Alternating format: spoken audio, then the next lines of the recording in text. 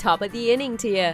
Welcome to the Irish Baseball Podcast, brought to you by the Irish American Baseball Society. If you love baseball and if you love Ireland, stay tuned for a discussion of all things Irish baseball. Hello and welcome to episode 44 of the Irish Baseball Podcast. I'm your host, Rick Becker, but today I'll be sitting back and playing the role of guest as Brian McArtin interviews me about my recent pilgrimage on Ireland's National Famine Way, and we will also talk about a ton of other topics.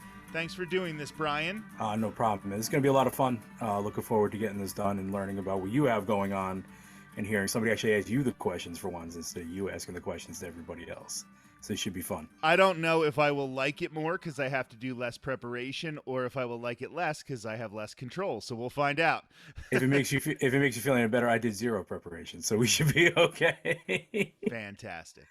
Let's get into the whole thing. The common link that we have between each other here is the big link we have between the Irish American Baseball Society.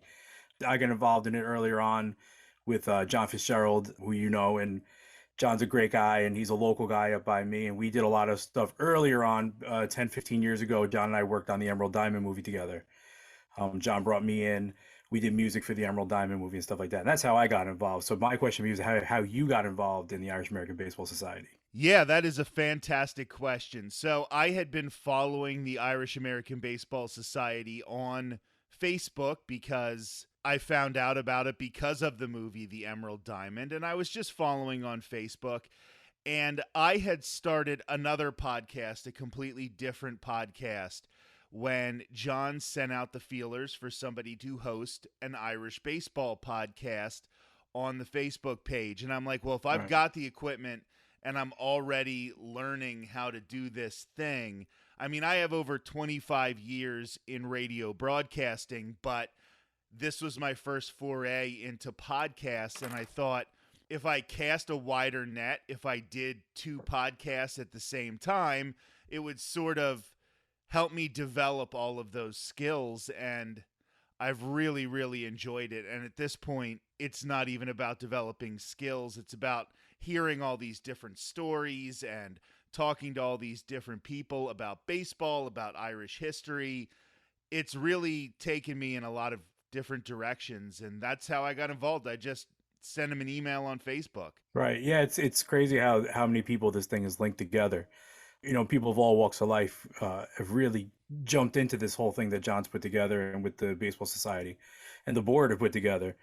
You're talking about radio, something that seems to be like, it seems like 20, 30 years ago, everybody wanted to be on the radio. No, that was the big thing. Everybody wanted to be on the radio. With the change of podcasting and all that other stuff, I'm sure this is kind of like the next evolution for you as being somebody who was in radio before. You know, I was thinking about this yesterday, actually. It really feels like the people who were doing radio because they wanted to make money or because they thought it was an easy way to get into the local scene or something like that, they fell off when radio started to die. But the people who really loved the art of broadcasting made their way into podcasting. And it's so similar in some ways to what I was doing in radio. I mean, I was in sports radio for over a decade, and I'm talking about sports here on the Irish Baseball Podcast. So it's similar in that respect, but it's so different because even though John does run the society, like it is John's baby here,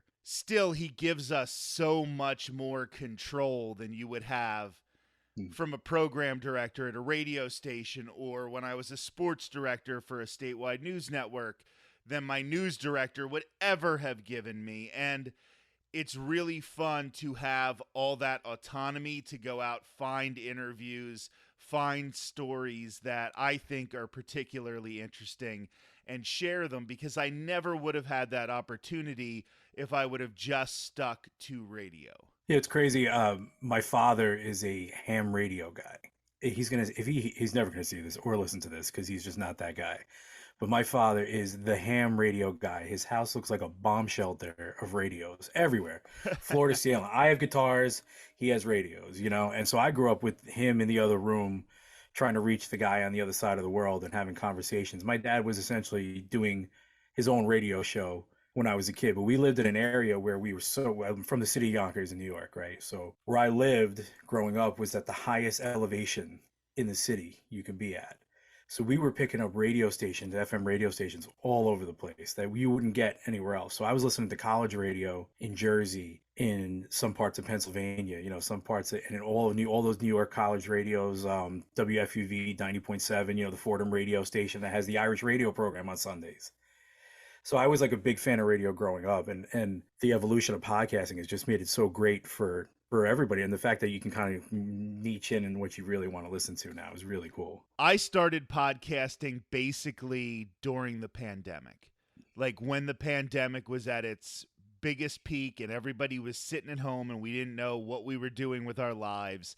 And it helped me get through a rough time. Like that was a tough time for me. I lost a lot of jobs. I lost multiple jobs because of the pandemic.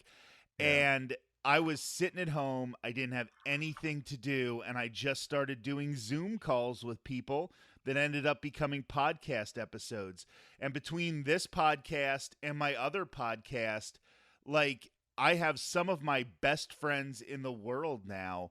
And I wouldn't even know them barely if I didn't start this podcast or the other podcast. And it's such an interesting thing how we reached out and we made more connections during a global pandemic when everybody was sitting in their basements.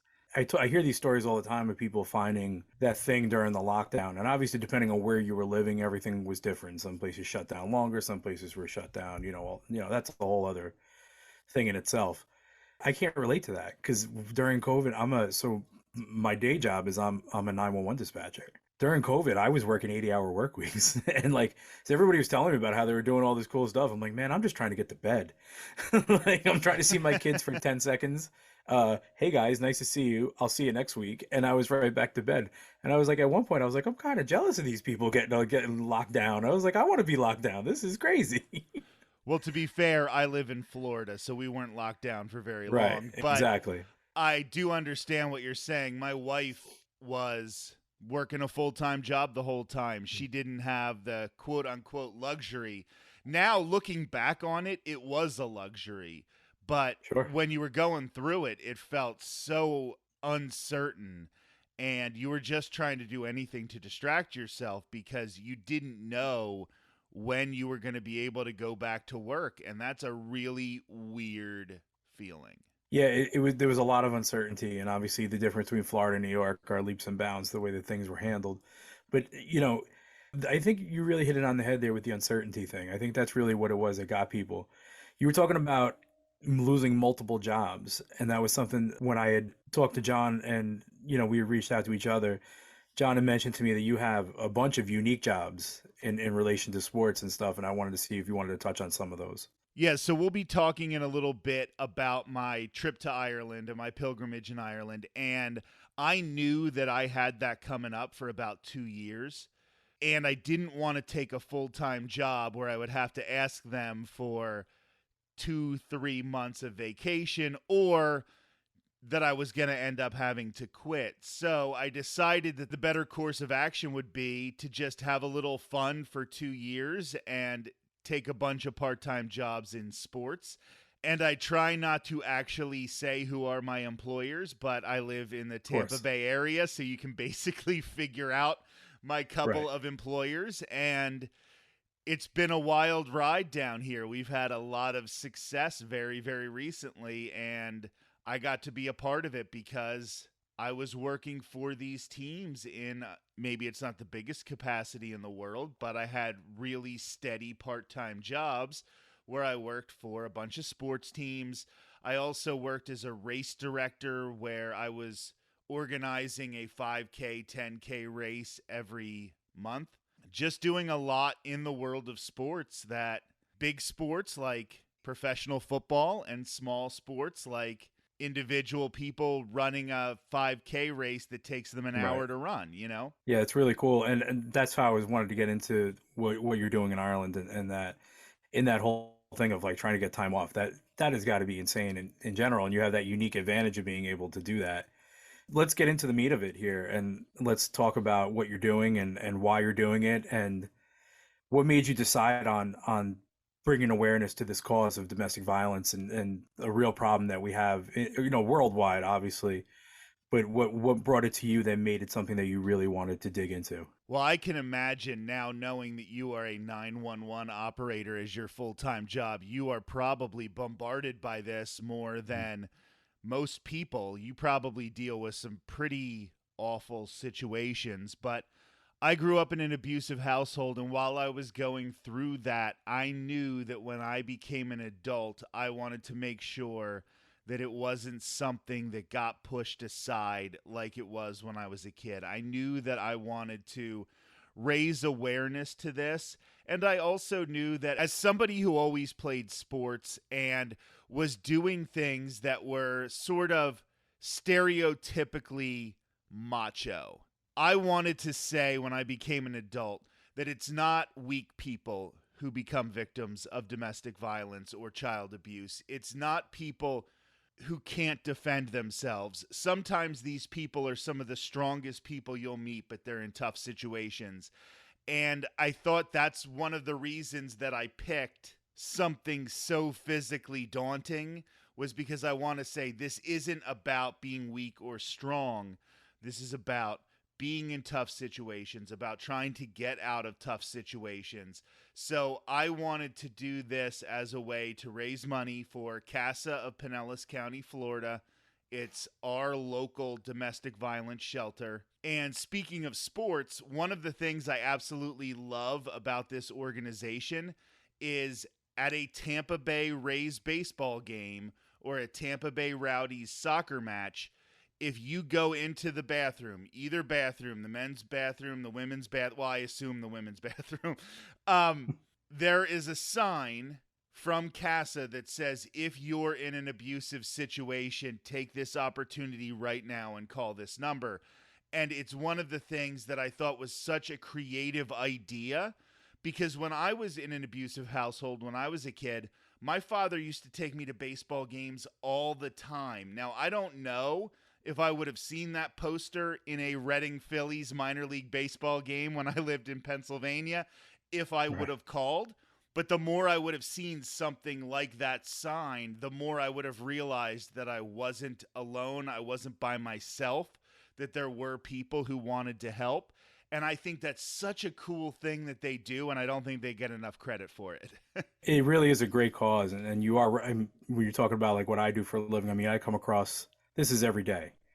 This isn't like a once in a while thing. I mean, it's multiple times in a day. And it's not always a physical abuse. There's a lot of, mental abuse, and there's a lot of verbal abuse that happens. A lot of stuff involving kids and stuff like that. And it's hard to process on a daily basis for me as somebody who's not involved. I couldn't imagine, with you being somebody who actually experienced this, and I was very lucky not to have that situation in my life. But, for somebody like you who experienced this and being able to go out here and talk about it now as an adult, and just go out there and say, hey, this isn't right. And it really takes a lot on from you, and I really respect what you're doing here. So let's get into what you actually did already, and that the walk that you've already done, and a pretty serious amount of mileage that you put on. What made you decide on the location you did? What made you decide to what gave you this idea to do the big walk? I know you got into like it being a physical thing and being, a physically challenging thing, but what made you decide on the, I see, I was reading before when we talked about this earlier about the Ireland Way thing, and what made you choose that location and to do this? I'm going to try to go back to my radio days and do the shut up and play the hits. So I'll try to give the shortest version of this as humanly possible. All right. So back in 2012, my wife and I were at Target, and we saw a $5 DVD for a movie called The Way with Martin Sheen.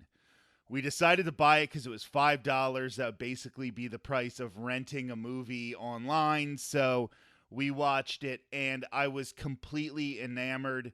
This was Martin Sheen's character walking El Camino de Santiago de Compostela in Spain, or from southern France to Santiago, Spain. And I immediately said, when I turn 50, I'm doing that. Then the pandemic hits, and I take an online Irish class because I'm killing time. And I discover the Ireland Way, which was my original intention.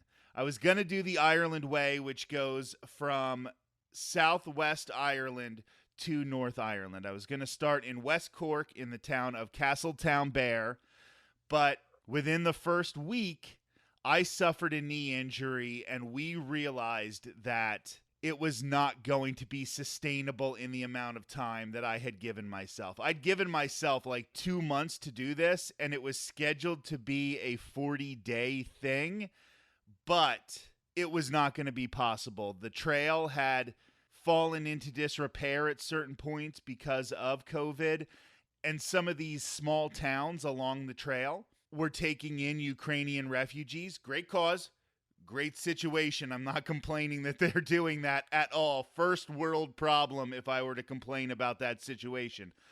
But it became obvious to me that I had to find a different trail. So 2 years of planning on this one trail, and in 3 days, I had to completely change course. I had to find a new trail, get on trains, get on buses, and get to the start of the new trail.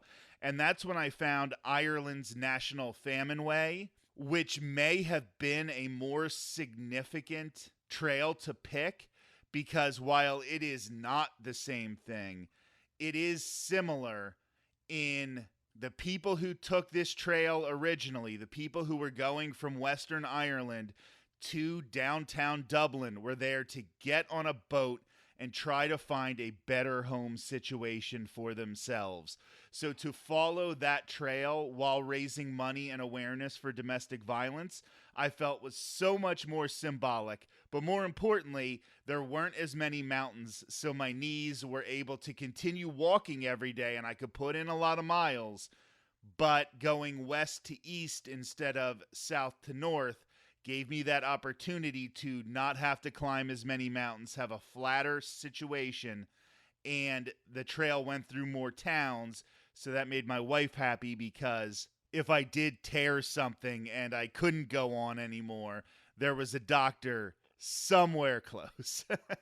How long exactly did you go? Like how long did it take you to do it from start to finish? Even with the detour, which, by the way, talk about adapting and overcoming, taking 3 days to do something you planned all that time. Sometimes the best things happen that way. I would definitely agree that sometimes the best things happen that way.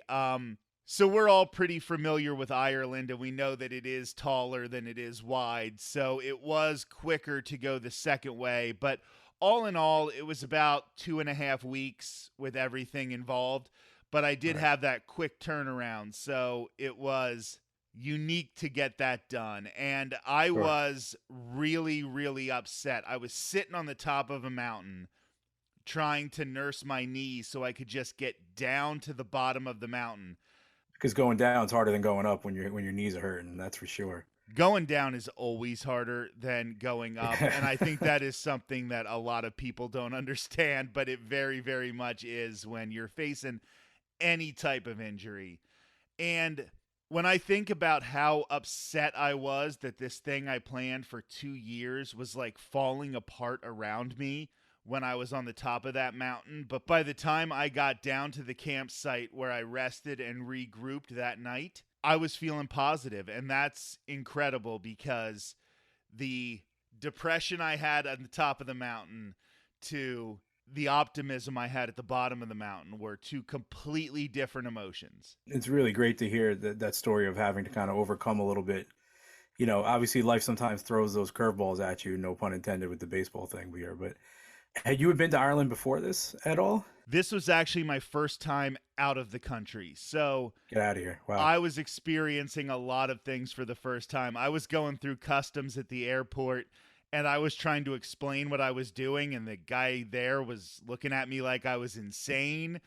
I had to go through a lot of stuff for the first time, but it was really, really great. I'll tell you what, I cannot say enough good things about Ireland. Everything I thought I would experience going back to, the land of my ancestors, I had no idea how much I would love it there.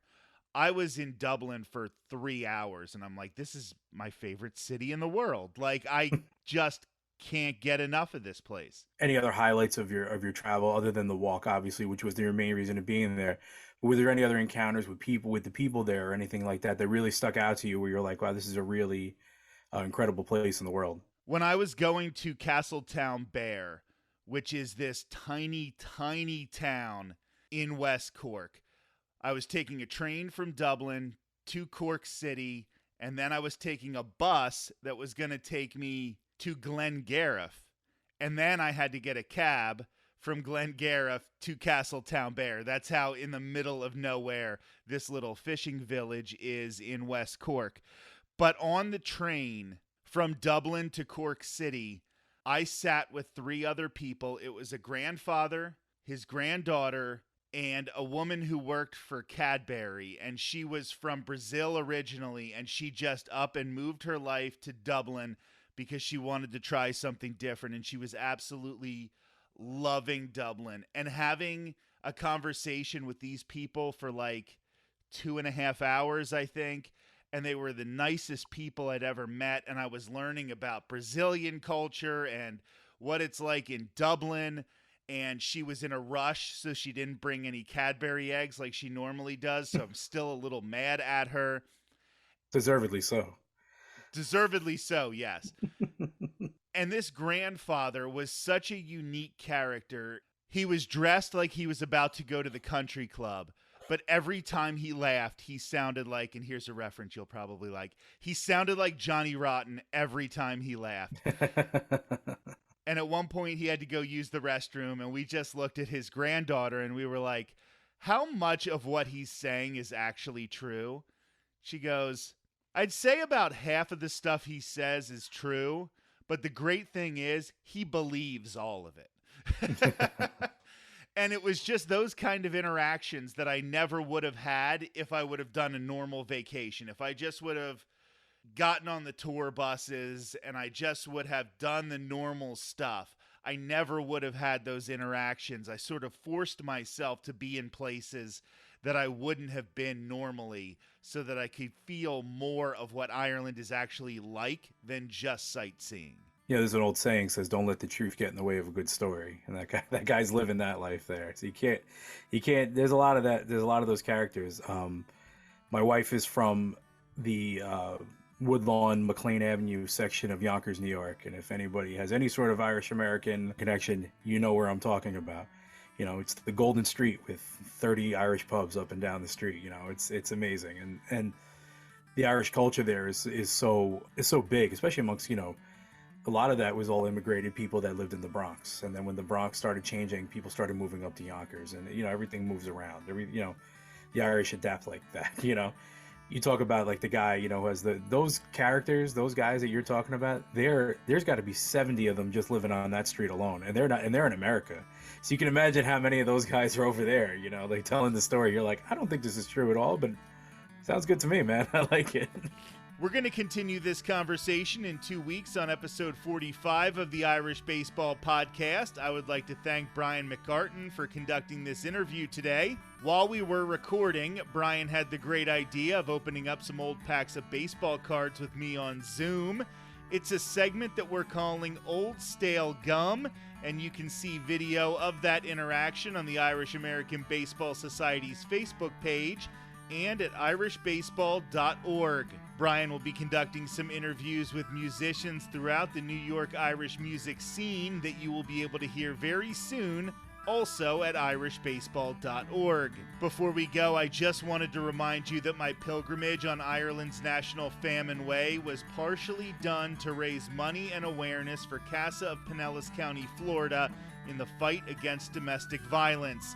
There are no processing fees or middlemen, so every dollar you donate goes directly to CASA so they can help survivors of abuse. October is Domestic Violence Awareness Month, and I would love if you could donate $20 today at casapinellas.org/walkwithrick/ that's CASAPINELLAS.org/walkwithrick/ using an Irish family name of Doherty as my moniker on this walk was a decision that I made to not give any of the credit for this walk to my abusive father. I just don't want the last name difference to confuse anyone. I am Rick Becker, and this has been episode 44 of the Irish Baseball Podcast. You've been listening to the Irish Baseball Podcast. The Irish Baseball Podcast is a production of the Irish American Baseball Society. Visit us online at irishbaseball.org. And remember, there's no place like home.